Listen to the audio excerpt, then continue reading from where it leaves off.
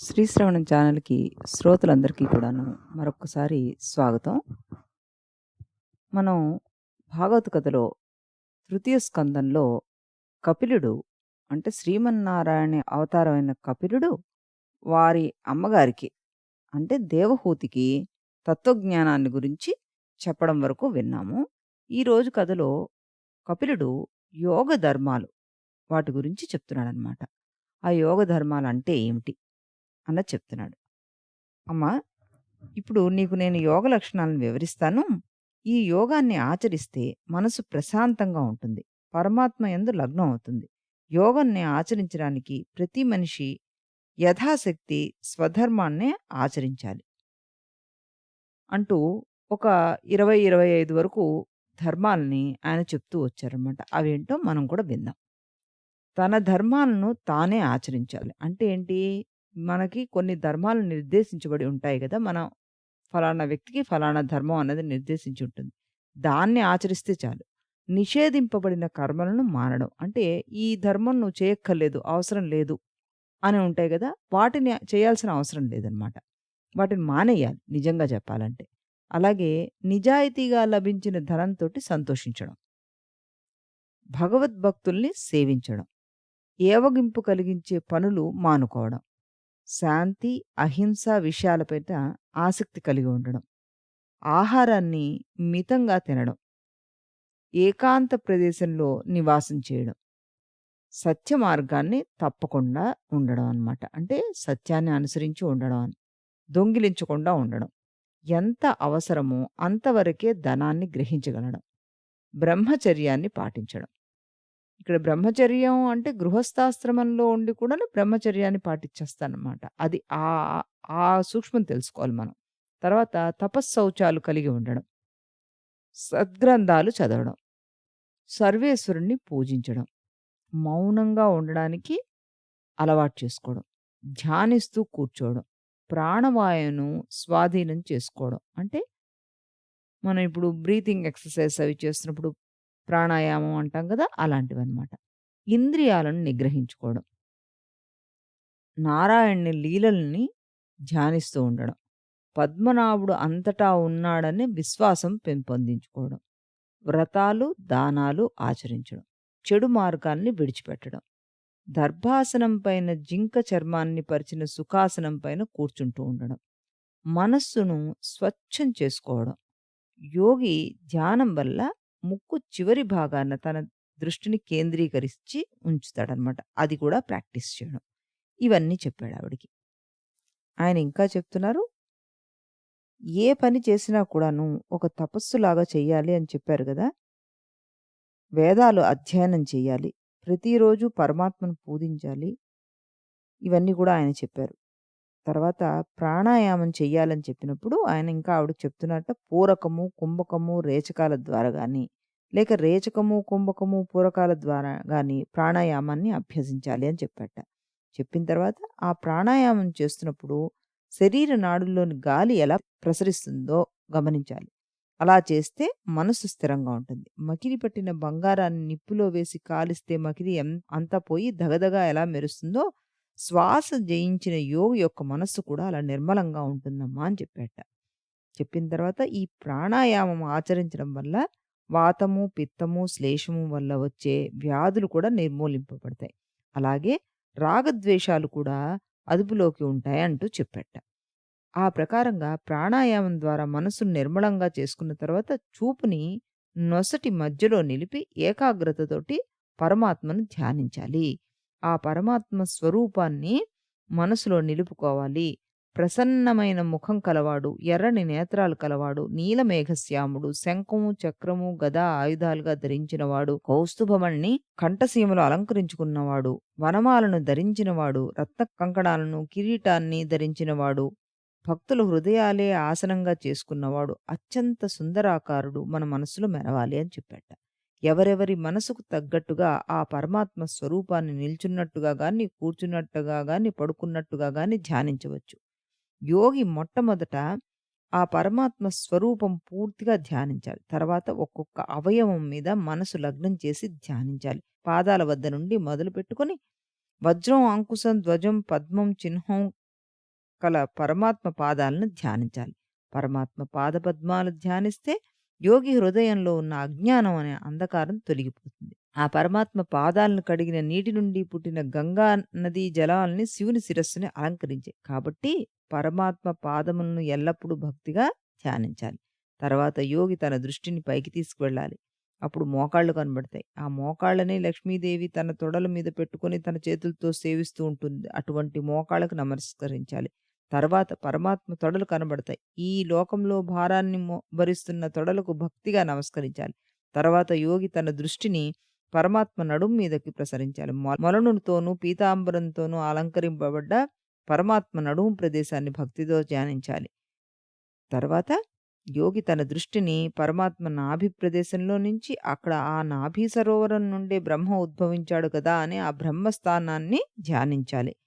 తర్వాత లక్ష్మీదేవికి నివాసమైన వక్షస్థలాన్ని భక్తితో ధ్యానించాలి. తర్వాత కౌస్తుభమణి అలంకారం చేసిన పరమాత్మ కంఠసీమను ధ్యానించాలి. తర్వాత పరమాత్మ యొక్క భుజాలు, బాహువులు ధ్యానించాలి. ఆ తర్వాత పరమాత్మ చేతుల్లో అలంకరించిన చక్రాయుధాన్ని వీటన్నిటిని కూడాను కౌముది అనే గదని ధ్యానించాలి. తర్వాత శ్రీహరి యొక్క ముఖాన్ని మనసులో నిలుపుకొని ఆయనని ధ్యానించాలి.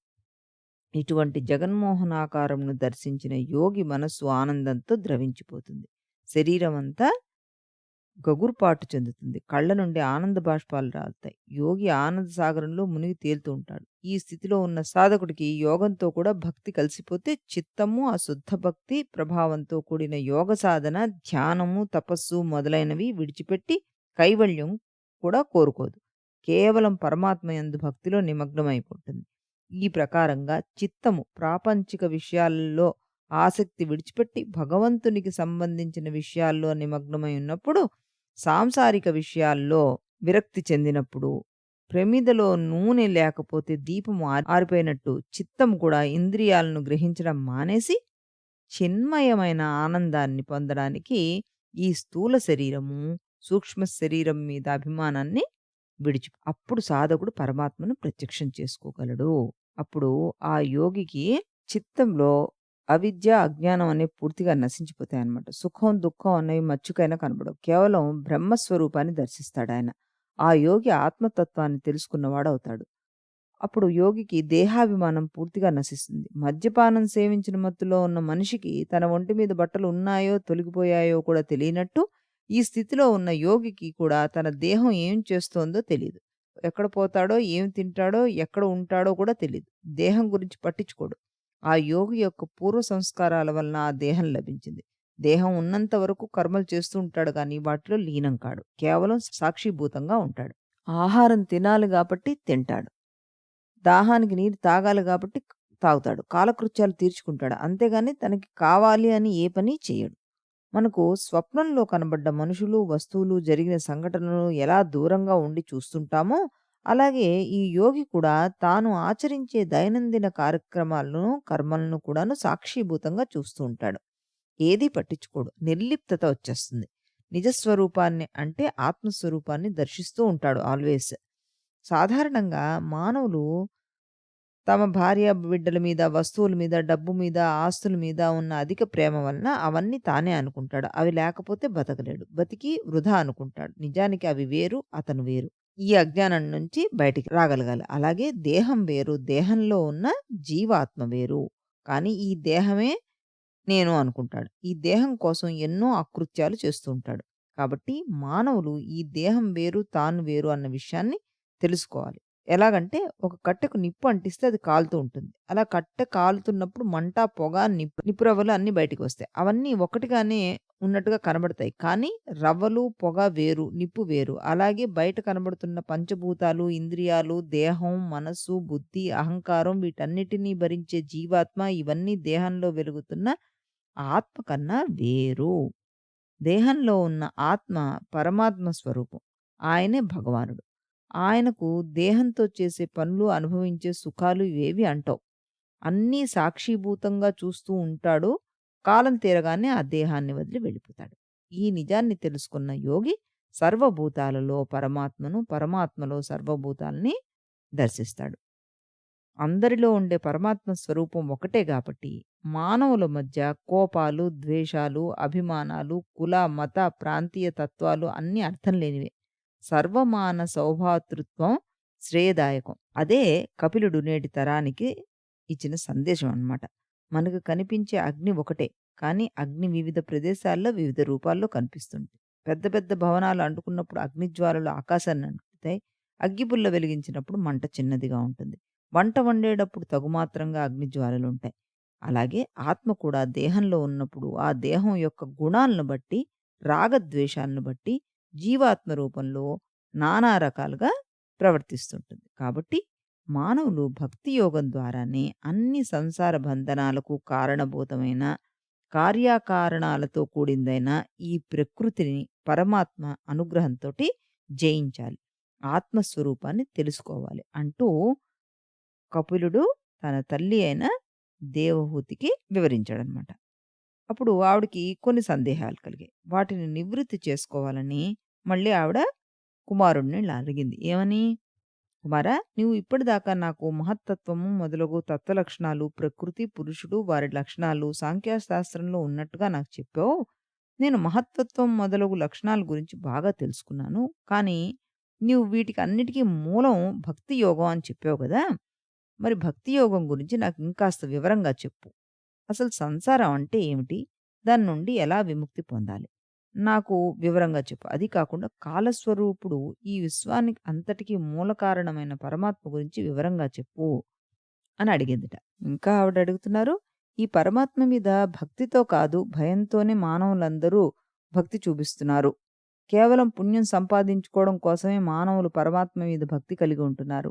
ఇది ఎలా జరుగుతూ ఉంటుంది? అంతేకాకుండా మానవులందరూ నిరంతరం ఈ సంసార బంధనాల్లో చిక్కుకొని ఈ దేహాలే నిజమని నమ్మి అహంకారంతో విర్రవీగుతున్నారు. ఎల్లప్పుడూ నేను, నాది, నేనే చేస్తున్నాననే భావంతోటి చేస్తున్నారు. అజ్ఞానం అనే అంధకారంలో కొట్టుమిట్టాడుతున్నారు. ఈ అంధకారం నుండి మేలుకొనడానికి, వారికి వెలుగు చూపడానికి పరమాత్ముడైన నీవు లోకాలని అలుముకున్న చీకట్లను పారదోలి వెలుగు ప్రసరింపజేసి సూర్యభగవానుడిలాగా నాకు కుమారుడిగా జన్మించావు. కాబట్టి ఈ సందేహాలన్నీ నువ్వే తీర్చు అంది దేవహూతి. తల్లి, మానవులందరూ ఒకటిగా లేరు కదా! వివిధమైన గుణాలు, లక్షణాలు, మనస్తత్వాలతో ఉన్నారు. వారి వారి గుణాలకు తగ్గట్టుగా వారు పరమాత్మని మీద భక్తి భావాన్ని చూపుతుంటారు. మానవుల్లో సాధారణంగా సత్వ, రజస్, తమో గుణాలు ప్రధానంగా ఉన్నాయి కదా! వారి వారి గుణాల ప్రభావం చేత, వారు చెయ్యు పనుల చేత వారిలో భక్తి కూడా భేదం కనబడుతుంది. ఎక్కువ కోపం గల భక్తుడు కూడాను పరమాత్మ యందు భక్తి కలిగి ఉండొచ్చు. కానీ ప్రేమతో కాదు. ద్వేషంతో, గర్వంతో, మాత్సర్యంతో పరమాత్మను తలుచుకుంటూ ఉంటాడు. వాళ్ళనే తామస భక్తులు అంటూ ఉంటారు. ఉదాహరణకెవరు? రావణాసుడు, హిరణ్యకశిపుడు. వాళ్ళిద్దరూ కూడాను శివభక్తులే కదా! కానీ వాళ్ళిద్దరి గుణాలు చూసారా ఎలా ఉన్నాయో? అందుకని తనకు పేరు రావడానికి, తన కోరికలు తీర్చడానికి, ధనము, ఐశ్వర్యము పొందడానికి పరమాత్మను పూజించే వ్యక్తి యొక్క భక్తి ఏంటంటే రాజస భక్తి. అంటే ప్రస్తుతం అందరూ అవలంబించే భక్తి రాజస భక్తి అన్నమాట. ఇక మూడో రకమైన భక్తి సాత్విక భక్తి. తాను అంతకు ముందు జన్మలో చేసిన పాపాలను పోగొట్టుకోవడానికి, ఈ జన్మలో మంచి పనులు చేయడానికి ఏ విధమైన కోరికలు కోరుకోకుండా తాను చేసిన కర్మలన్నీ పరమాత్మకు అర్పిస్తూ పరమాత్మను పూజించే భక్తే సాత్విక భక్తి. అమ్మా, ఈ భక్తి రూపాలన్నీ సగుణాకారంతోటి పరమాత్మను ధ్యానించే వాళ్లకు అనుకూలమైనది. దీనికి భిన్నంగా ఉండేది నిర్గుణ భక్తి. ఈ భక్తే శుద్ధమైన భక్తి అన్నమాట. ఈ నిర్గుణ భక్తిని ప్రాక్టీస్ చేసే భక్తుడు పరమాత్మను ఏ ఆకారము లేకుండా కేవలం హృదయంలో నిలుపుకుంటాడు. మానసికంగా పూజ చేస్తాడు. గంగా ప్రవాహము సముద్రం వైపుకు ఉరకలు వేస్తూ ప్రవహించినట్టుగా ఈ భక్తుడు పరమాత్మ గుణాలను కీర్తించినంత మాత్రానే పరవశించిపోతుంటాడు. తన ఆత్మను నాకే, అంటే కపిలుడు ఇప్పుడు మనకి శ్రీమన్నారాయణుడు కదా, అందుకనే నాకే అర్పించేస్తాడని చెప్తున్నాడు. ఇదే నిర్గుణ భక్తి లక్షణం. ఈ నిర్గుణ భక్తి లక్షణం ఏంటంటే భక్తుడు ఏ రకమైన ఫలాన్ని ఆశించడు. ఏ కోరిక కోరడు. కేవలం పరమాత్మను మనసులో నిలుపుకొని చూస్తూ ఉంటాడనమాట. ఆయననే ఆరాధిస్తూ ఉంటాడు. పరమాత్మలో ఐక్యం కావడం గాని ఇలాంటివేవీ కోరుకోడు ఆయన. ఎల్లప్పుడూ పరమాత్మ మీద భక్తి మాత్రం ఉండాలని ఆశిస్తుంటాడు. ఈ భక్తి ద్వారా సాధకుడు సత్వ, రజస్, తమో గుణాలను వదిలిపెట్టి నిర్మలమైన ప్రేమను మాత్రం కోరుకుంటాడు. తల్లి, పైన చెప్పిన భక్తి యోగాలకు తగిన సాధనాల గురించి చెప్తాను విను అంటూ ఇంకా ఆయన చాలా ఎక్స్‌ప్లనేషన్ ఇస్తున్నారట ఆవిడకి. ఏమిటి చూడండి. అనిసము సర్వభూతహృదయాంబుజవర్తియనందనర్చు ఈసునను నవజ్ఞ చేసి మనుజుండుగి మత్ప్రతిమార్చన విడంబనమున మూఢుడై యుచిత భక్తిని నన్ను భజింపడేని అమ్మనుజుడు భస్మకుండమున మానక వేల్చిన ఎట్టి వాడవు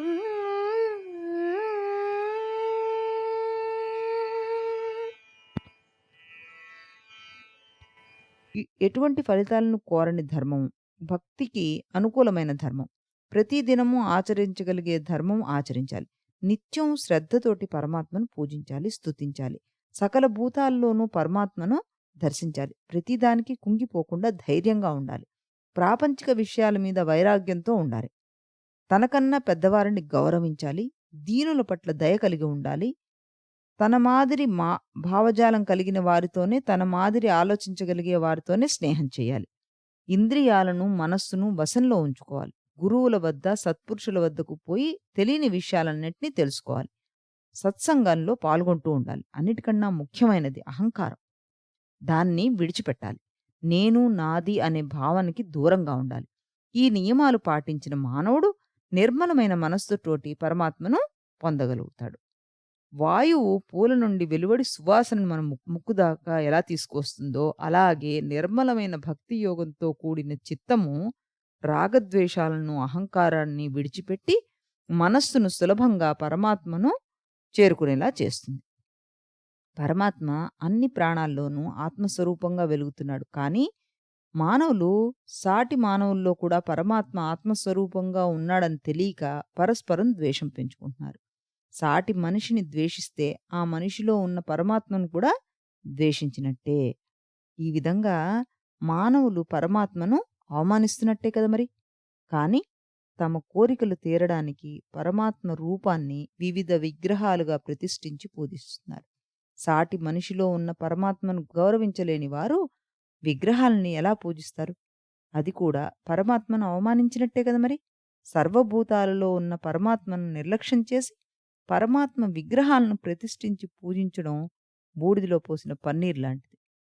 సాటి ప్రాణుల్లో అంతర్యామిగా ఉన్న పరమాత్మను గుర్తించినవాడు, ఈ దేహమే శాశ్వతం అని తలిచేవాడు, ఒక దేవుడికి మరొక దేవుడికి భేదాన్ని కలిగించేవాడు, సాటి ప్రాణుల మీద ద్వేషం, శత్రుత్వం చూపించేవాడు, అలాంటి మానవుడి చిత్తం ఎప్పుడూ కూడా ప్రశాంతంగా ఉండదు. ఎప్పుడూ ఏదో ఒక సమస్యతో బాధపడుతూ ఉంటాడు. సాటి మానవుల్ని దూషిస్తూ ఉంటాడు. సాటి ప్రాణుల్ని హింస చేస్తూ ఉంటాడు. పరమాత్మ విగ్రహాలకు ఎన్ని పూజలు చేసి, ఎన్ని నివేదాలు సమర్పించినా, ఎన్ని వ్రతాలు చేసినా ఆ పరమాత్మ వాడికి ఎప్పటికీ కూడాను ప్రసన్నం కాడు. ఇంకా విగ్రహాలని ఎంతవరకు పూజించాలి అంటే, పరమాత్మ మీద భక్తి కుదిరే వరకు, తన హృదయంలో ఉన్న ఆత్మ సాక్షాత్కారం కలిగేంతవరకు ప్రతి ఒక్కడూ విగ్రహారాధన చెయ్యాల్సిందే. విగ్రహారాధన అన్నది నియమతో చేస్తే దాని నుండి ఆత్మ సాక్షాత్కారానికి పొందే దారి కనబడుతుంది. కాబట్టి అది చేయకుండా డైరెక్ట్‌గా ఆత్మ సాక్షాత్కారం దొరికేస్తుంది, నా మనసులోనే చూసేసుకుంటానంటే చచ్చినా కుదరదది అని చెప్తున్నాడనమాట కపిలుడు. ఏ మానవుడైనా తన తోటి వాడికి స్వల్పమైన భేదం పాటించినా, అంటే కులాల రీత్యా, మతాల రీత్యా, ప్రాంతాల రీత్యా భేదం పాటించినా అట్టి వాడి మీద ఈ పరమాత్మ ఎప్పటికీ కూడాను ప్రేమను చూపించడు. ఆయన వారి పాలిట మృత్యుదేవత అవుతాడు. వారికి భయాన్ని కలిగిస్తాడు. కాబట్టి తల్లి, మానవులందరూ పరమాత్మ సర్వభూతంలో ఉన్నాడని తెలుసుకోవాలి. అయితే ఇంకా ఆయన చెప్తున్నారు, పరమాత్మ సృష్టిలో అనేక జీవజాతులున్నాయి. వాటిలో ప్రాణం ఉన్నవి కొన్ని, ప్రాణం లేనివి కొన్ని. వాటికంటే వాటి యొక్క ఆహ్, శ్రేష్టత గురించి చెప్తున్నాడాయన. భక్తులకు భక్తి యోగం వల్ల సామీప్యము, సాలోక్యము, సారూప్యము, సాయుజ్యము అనే ముక్తులు లభిస్తాయి. దీన్నే ఆత్యంతిక భక్తి యోగం అని అంటారు. భక్తితో నన్ను ఆరాధింపని వాని పూజలు బూడిదలో పోసిన పన్నీర్ లాంటివి. రాళ్ళు రప్పల కంటే చెట్లు చేమలు ఎలా శ్రేష్టమైనవో, చెట్ల కంటే క్రిమికీటకాలు ఎలా శ్రేష్టమైనవో, క్రిమికీటకాల కంటే వాసన చూసి శక్తి కలవి మరీ శ్రేష్టమైనవి. వాసన చూసే శక్తి కలిగిన వాటికంటే వినగలిగే శక్తి ఉన్నవి మరీ శ్రేష్టమైనది. వినగలిగే శక్తి వాటికంటే కూడాను కాకులు మొదలైనవి శ్రేష్టమైనవి. కాకులు మొదలైన వాటికంటే అనేక పాదాలు కలిగిన జర్రులు శ్రేష్టమైనవి. అనేక పాదాలు కలిగిన జంతువుల కంటే 4 పాదాలు గల ఆవులు శ్రేష్టమైనవి. 4 పాదాలు గల జంతువుల కంటే 2 పాదాలు గల మానవులు గొప్పవాళ్ళు. ఈ మానవుల్లో 4 తెగలు. అందులో బ్రాహ్మణుల ఉత్తములు. బ్రాహ్మణుల కంటే వేదవేత్తలు.